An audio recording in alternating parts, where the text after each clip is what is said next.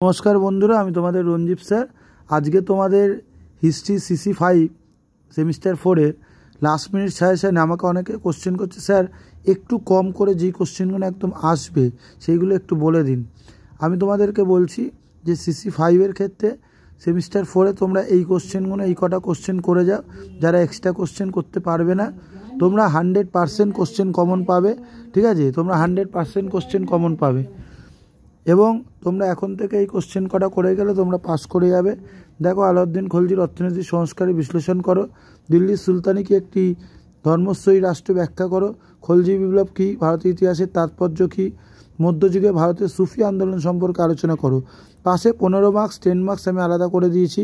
এরম অনুযায়ী তোমাদের কোশ্চেনগুলো যাতে তোমরা পড়তে সুবিধা হয় এইগুলো এখন থেকে করো, তোমরা 100% কমন পাবে। ঠিক আছে, এবং কারোর যদি PDF লাগে হোয়াটসঅ্যাপে যোগাযোগ করো। স্টাডি মেটেরিয়াল তোমাদের খুব সোজা ভাষায় কোশ্চেনগুলো করা আছে, অ্যান্সারগুলো, এবং 5 মার্কসের কোশ্চেন অ্যান্সারও তার সাথে করা আছে। এইগুলো এখন থেকে করো, তোমরা 100% কমন পাবে।